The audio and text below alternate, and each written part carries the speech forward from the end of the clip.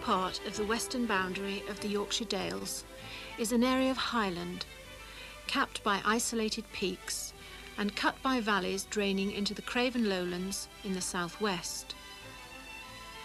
We're going to concentrate on the area around the village of Ingleton. Northeast of Ingleton lies the valley of Chapel-le-Dale. It's flanked on both sides by cliffs or scars. Above the scars on the right is the peak of Ingleborough Hill, and on the other side of the valley, due west of Ingleborough Hill, is Twistleton Scar End.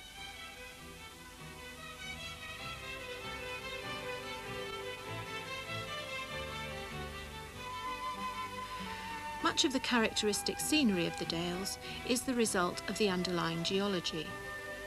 The Carboniferous limestone in this area is roughly horizontal, and erosion along its bedding planes produces large expanses of limestone pavement.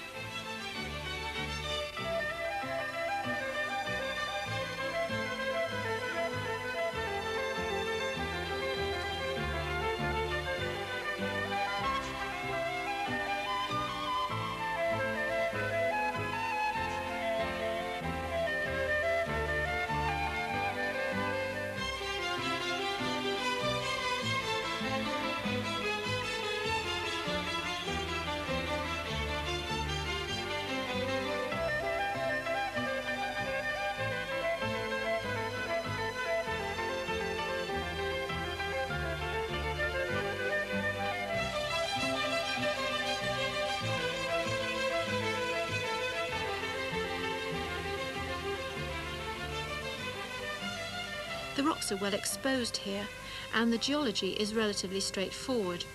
So this is an ideal place to introduce you to the principles of geological mapping. Well, this is Twistleton Scar End, and it's an excellent vantage point to look at the area that we're going to make a map of.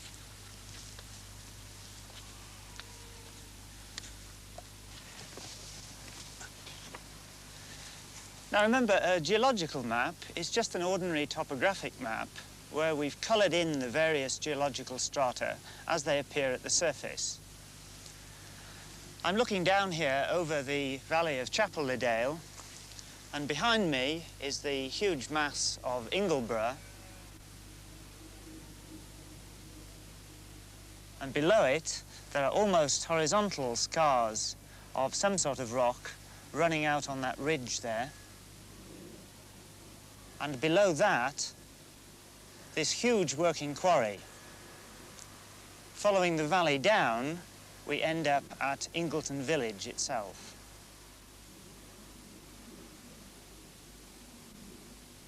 I'm obviously sitting here on a massive chunk of Carboniferous limestone, and it's sensible to have a fairly detailed look at that rock before going any further.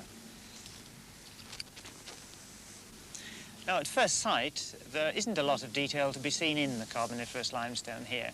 It's fairly fine-grained, but with a hand lens, I can begin to see there a variety of fragments of various fossils.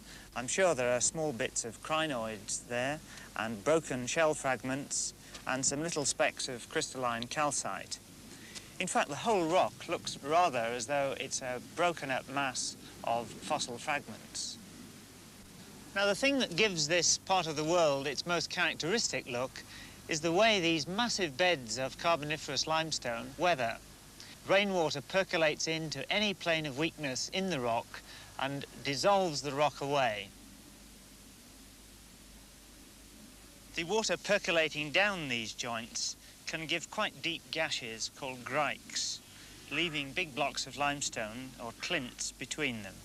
And where two big joints intersect, we can get quite large cavities formed, big enough to lose a sheep.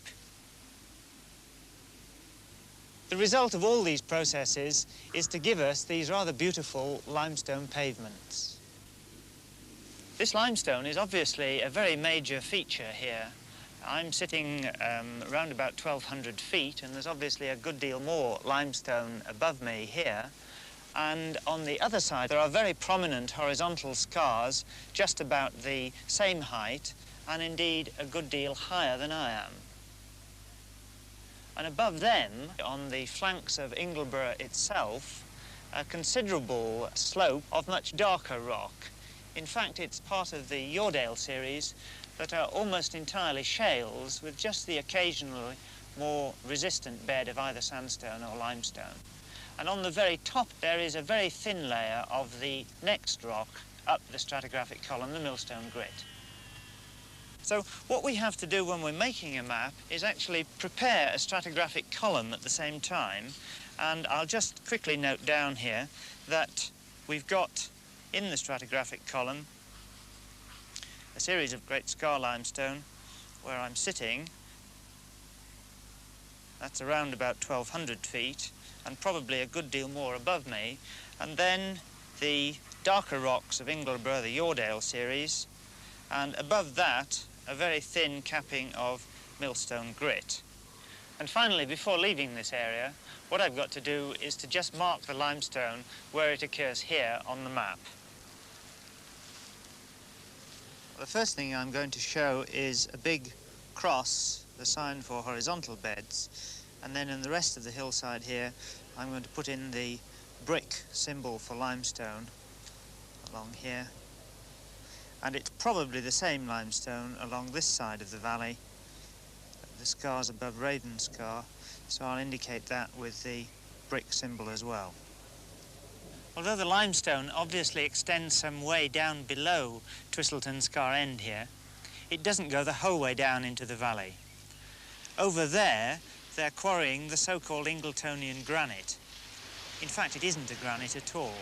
It's a very hard rock that's used for road chippings. There's an obvious near-vertical structure here to all the Ingletonian rocks in the quarry. Let's have a look at the rock itself. This is a fairly coarse-grained rock, and I can see individual crystals in it from here. Let's take a closer look. With the hand lens, I can see that the individual mineral fragments are rounded.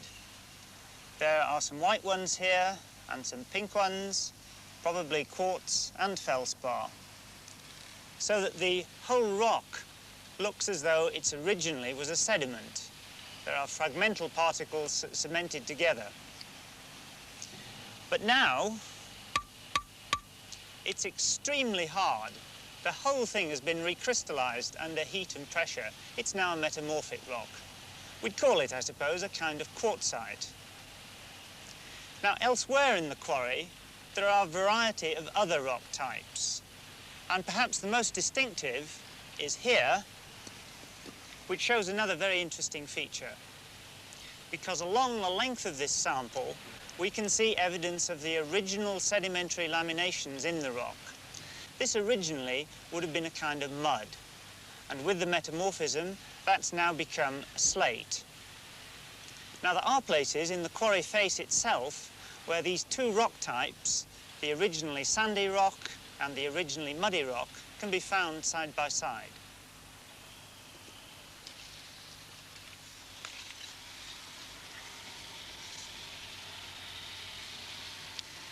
This massive bed here is the coarser-grained, sandier rock, and it seems to continue all the way through to about here.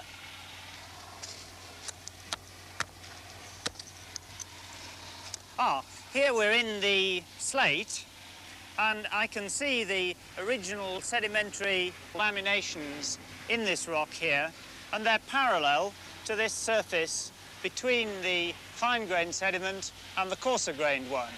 So there's absolutely no doubt that this surface here represents a bedding plane. And in that case, it's very likely that all the near vertical surfaces in the quarry also represent bedding planes of the original sediments. We're dealing here, in effect, with a pile of sedimentary strata that have been virtually tilted up on end.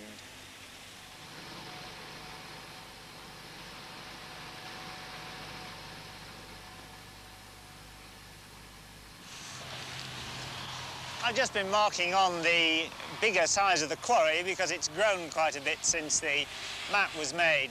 There's quite a lot of action going on here.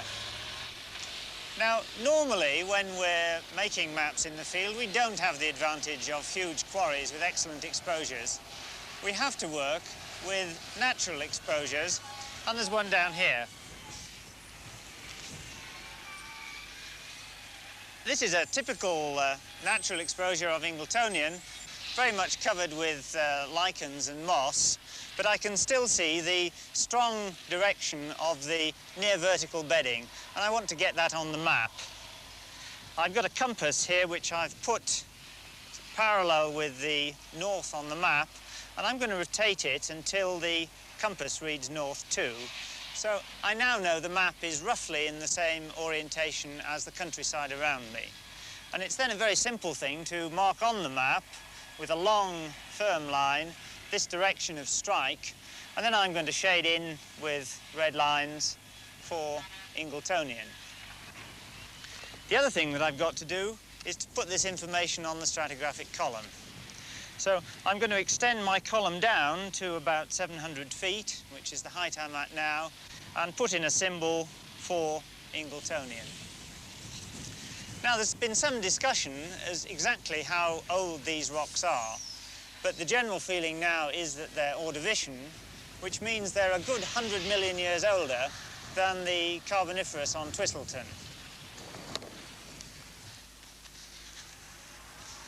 And over here, on the skyline, we've got more horizontal strata, the Carboniferous limestone again. So obviously, somewhere along here, there's a very important geological boundary between these two rocks.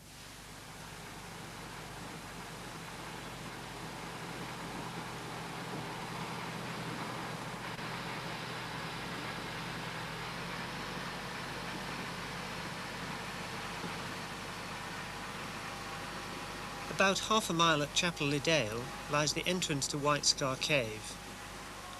200 years ago, Hutton's friend Playfair described the junction between the two rocks he found at this entrance. The sides of the cave are made of vertical Ingletonian rocks, but the roof is of horizontal limestone. The flat-lying fossiliferous limestone, sitting on the eroded vertical Ingletonian rocks, was a clear indication to Playfair that the limestone had been deposited long after the Ingletonian. The junction between them is an unconformity. Today, we know that this unconformity extends into the hill roughly horizontally for about 4 miles, because cavers have explored these caves right under Ingleborough Hill.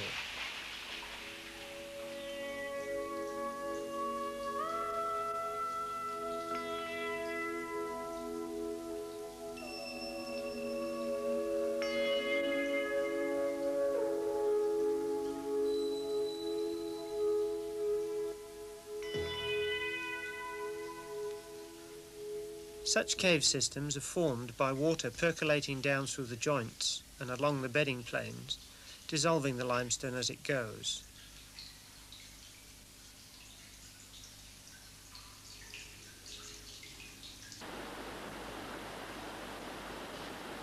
But when the water reaches the impervious Ingletonian, it can go no further, so it accumulates in underground streams. The streams eventually run out to the surface as springs, which mark the line of the unconformity.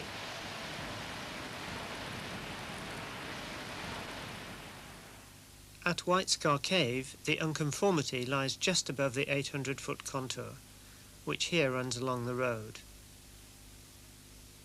But let's go to the western side of the valley to see how the unconformity can be put onto the map.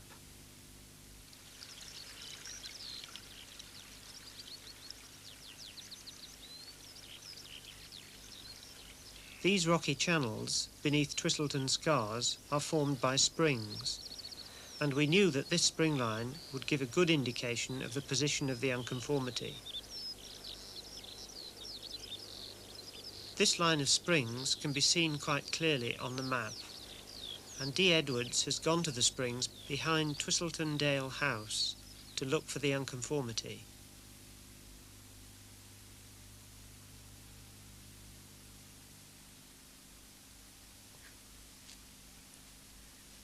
Well, this is a situation that's quite common in field geology. The bedrock is totally obscured by all these boulders. But over there, we do have a solid outcrop. This is the steeply dipping Ingletonian rock. And above me, I can see grey horizontal rocks, which are the limestones. So the unconformity must lie between these two.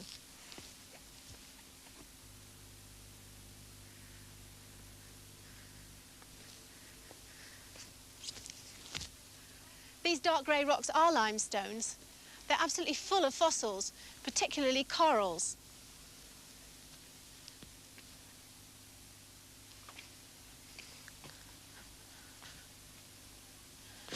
And down here in the stream bed, we've got the vertical Ingletonian rocks. But at this locality, between the two rock types, we've got this different sort of rock. It's made up of pebbles and rock fragments. It's called a conglomerate. It's about 1 metre thick, and it's horizontal, running along the side of the stream above the Ingletonian rocks. Conglomerates like this quite often mark unconformities because they represent the time when the older rocks have been uplifted and then were eroded away. So this represents a sort of fossil beach deposit before you get the marine conditions of the limestones above. Now, we've sawn across a boulder of this conglomerate and it's full of Ingletonian rock particles. The sandier beds form more rounded pebbles, and the slaty beds of Ingletonian rock form these more disc-shaped, elongated particles. So this conglomerate represents the period when the Ingletonian rocks were being eroded flat. The unconformity at Twistletondale House is just below the 800-foot contour.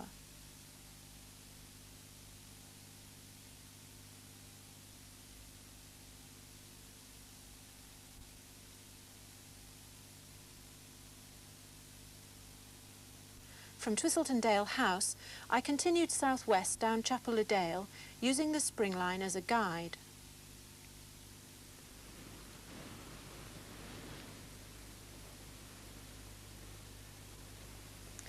As I walked below the screes at Twistleton Scars, I couldn't find an outcrop of the unconformity, but there were plenty of limestone outcrops above me and occasional outcrops of Ingletonian below. Often the limestone and Ingletonian were only 10 metres apart, so I could infer the junction reasonably accurately. Where I came across small streams, though, I was able to determine the position of the unconformity exactly.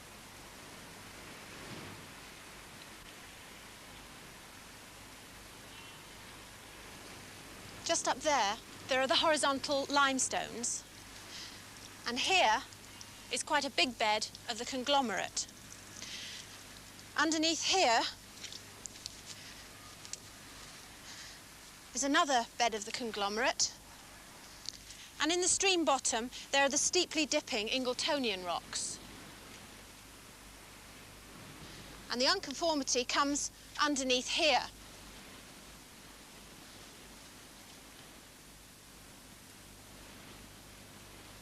Now, I've mapped about half a mile of the western side of Chapel le Dale, and with the information I've given you in the notes, you should be able to complete the mapping of the unconformity in this valley.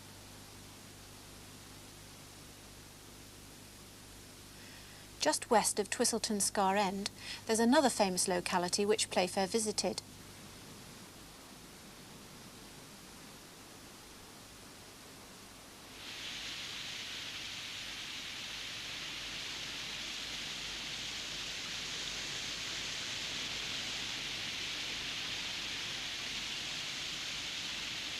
This is Thornton Fosse.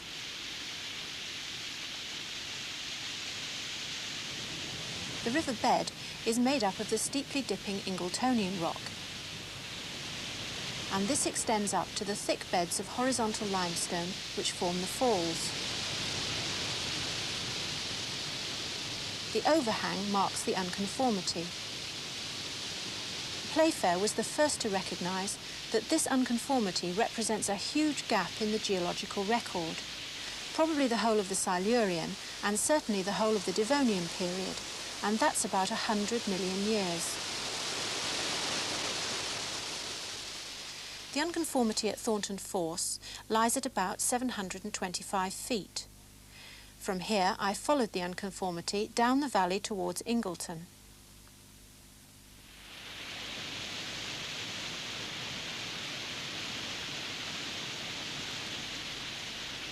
Below Thornton Force, the Ingletonian rocks form the river bed, and they come up to about as far as the path. Above that are the horizontal limestones, so it looked as though the unconformity runs roughly along the path down the valley.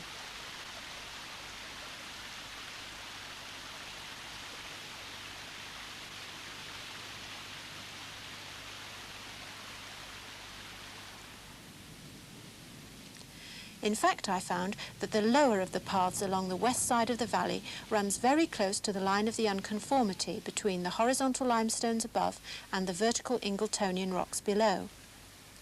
But when the path came to Constitution Hill, I found a sheer limestone cliff falling away in front of the path. So, to the south, the unconformity must lie much deeper. This was the first indication of a number of northwest-southeast faults that lie between Thornton Force and Ingleton.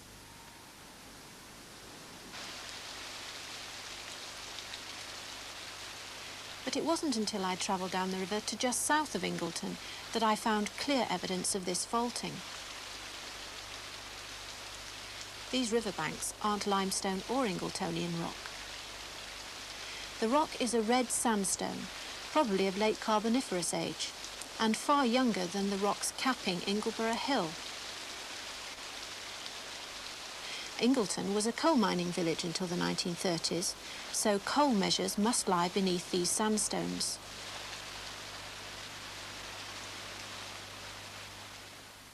Indeed, beneath Ingleton, you'd have to go down through several hundred metres of coal measures to find rocks similar to those capping Ingleborough Hill.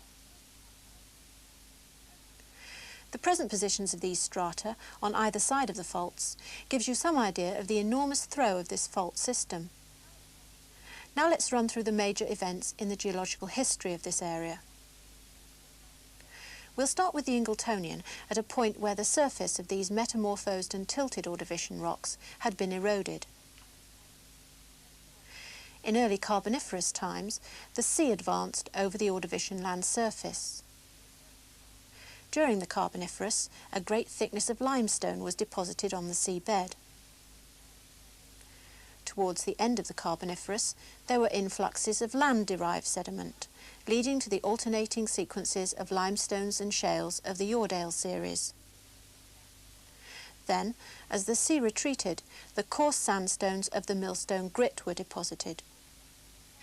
We know that the fault system became active during the Carboniferous period, and since the coal measures are only found to the south of the faults, we can't be sure whether or not they ever were deposited to the north. But we do know that movement of the fault system has continued into this century. The geology exposed at the surface has been subjected to forces of erosion to form the topography we see today.